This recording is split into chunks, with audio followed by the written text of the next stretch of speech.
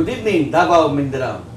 Once again, welcome to Mindanao Dialogue, a TV talk show aired daily at Sky Cable, Channel 15. Today, we have our honored guest from Maguindanao, no less than the Vice Mayor of Buluan Town and the Assemblyman of ARMM, Ismael Mangudadato and Kadafi Mangudadato. These are brothers, ladies and gentlemen. So for now, allow me to ask our guests to give their preliminary statements. Vice Mayor? Una-una, Ed, gusto kong bumati sa lahat ng mga televiewers ng Sky Cable Davao at itong programang ito na Mayong Gabi, Merry Christmas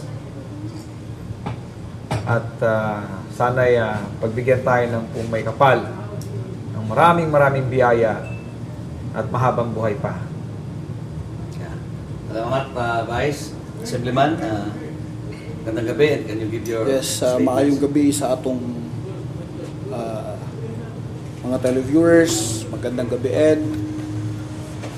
Inuulit ko, maligayang Pasko sa lahat ng Dabawenyo.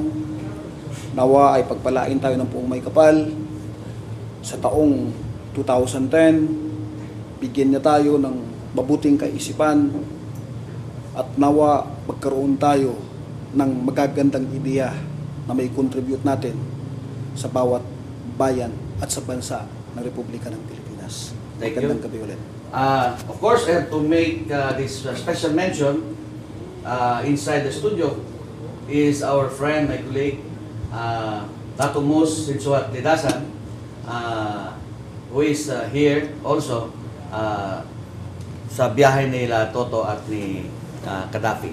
Okay? So, To and Toy, today marks the 30th day. No? Itong isang anniversary, 30 days anniversary ng November 23 massacre. No? I hope my terminologies are right when I say November 23 massacre kasi ayaw kong gawing Maguindanao massacre. No? And ayaw ko rin sabihin Ampatuan massacre. No? Because maraming mga bata ng mga Patuan ang apelyido, ayaw naman natin masama sila sa negative or very bad stigma. No? So I would rather remember the date, which is November 23 massacre. So that's 30 days after. How is Toto Mangudadato, the entire family, Toy, no? Ang inyong mga anak, magkakapatid, the clan, no? The Mangudadato clan, after this terrible shock and a highest level of disbelief, hindi makapapaniwala na pangyayari, na ba't nangyari talaga, no? Kumusta kayo ngayon, December 23, exactly 30 days after the massacre? I don't know. Ang pamilya namin, buong pamilya ng Mangudadato, ay hanggang ngayon nagdadalamhati pa rin, nangungulila yung aking mga anak. Pero pilit namin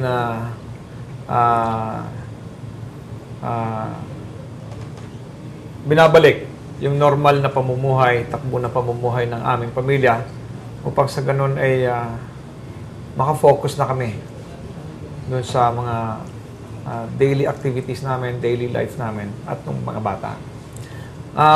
Yun na nga, hinihingi ko rin lagi sa mga anak ko na dapat maging matatag kayo at lagi natin ipagdasal ang nanay nyo, pagdasal nyo ang mga aunties nyo, pati yung mga kaibigan natin sa larangan ng media, yung mga relatives natin na nasama ron sa gruesome killings na yan.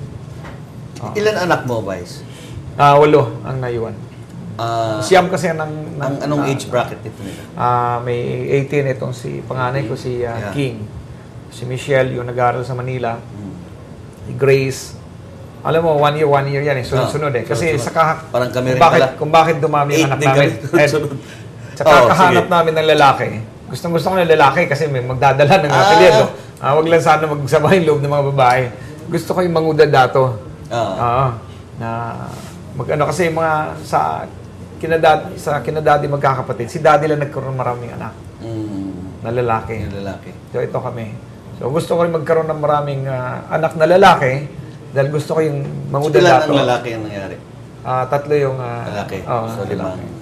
limang. 5 babae. So, I hope that the children are now looking, parang mag-umpisa na siguro yung positive outlook nila. Ah, Talagang masama pa rin yung... Yun na nga, Ed, ano, okay, medyo okay na doon sa mga malalaki ko dahil naiintindihan nila. At ang pinaka-problema ko ngayon yung aking 3 anak.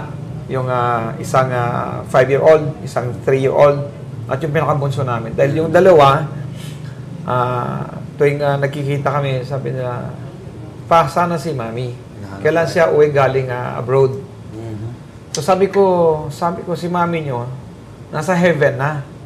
Sabi nila hindi, nasa labas lang, nasa abroad lang. Kailan uuwi? Hindi talaga naman. So talagang inaano ko na dapat malaman nila na wala na sila si Mami nila. Kasi masama